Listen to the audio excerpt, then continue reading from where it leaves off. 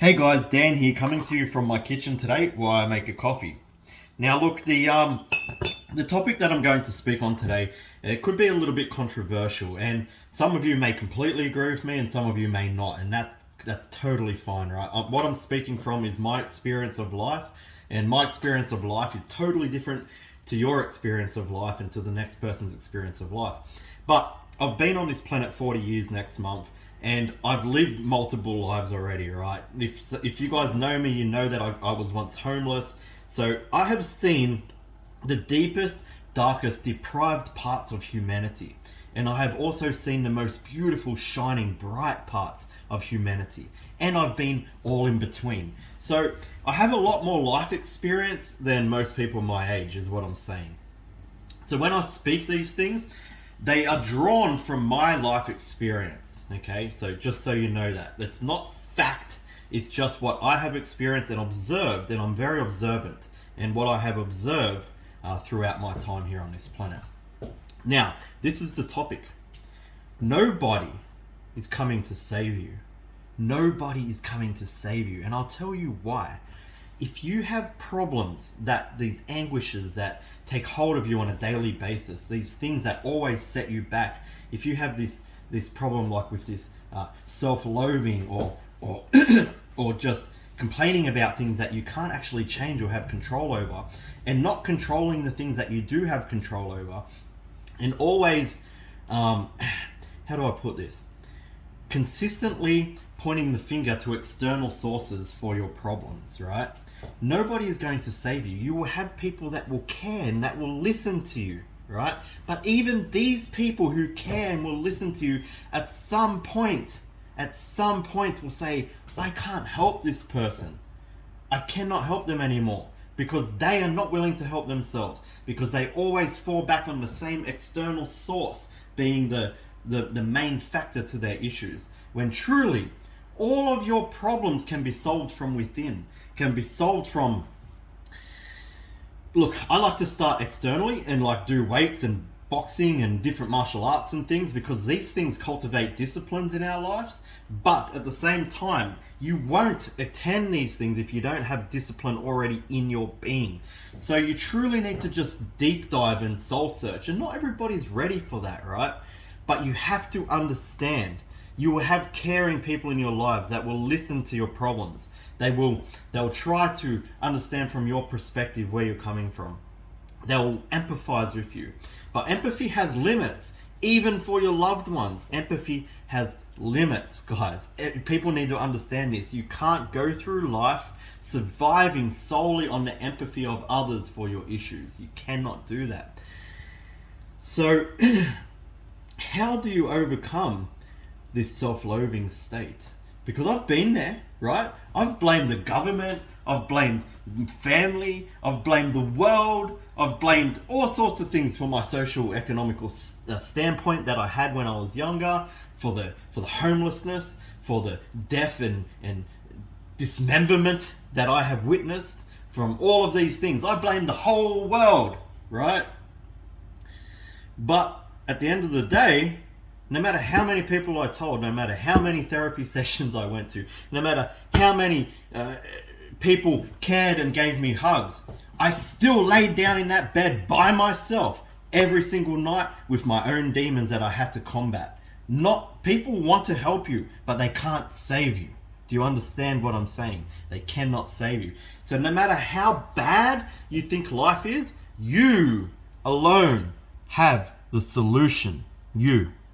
And you have to, if you want to overcome it, right? You don't have to do anything. But if you want to overcome these points in your life and actually truly become someone of substance, something that offers something back to the community, somebody who leaves a legacy and a mark on this world, you must overcome these things. And the only way to do that is stop doing this.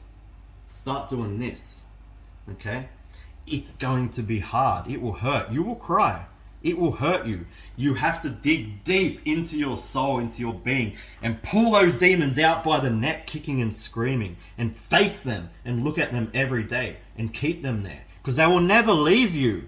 But if you can hold them and look them in the eye, you're winning. They don't win anymore. You have the power over them. Okay, guys? We all have demons, and I speak to you like this. Some more than others, right? Like I said, I've seen some things, and I just hinted at some of those things that nobody's ever known before. So, I've been through some stuff. My demons will never leave me, but I control them. They do not control me. I never point externally and say, because of that thing that I witnessed that day, or that thing that I saw this time, or that thing that happened to me when I was in hospital with my skull cracked open, I never say it was their fault. I bear responsibility for every step I take in this world, and I have become a person that is completely self-accountable. That's what it is at the end of the day, guys. Self-accountability. If you can look at all the bad things in your life and see the reason why they happened to you, and understand that the main reason was that, there's things that can happen to children, which is despicable, been there too, right? There's things that can happen to children that they have no control over. Those things we need to accept and move on with, right? Otherwise they'll destroy you completely. But as an adult, in your adult life, you need to accept that you bear some responsibility for being in that position anyway, okay?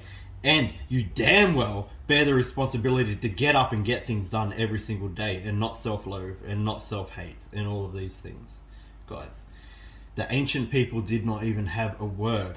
Every ancient culture in the world did not have a word for depression, because it's a modern day disease. It's a modern day ailment that is nurtured.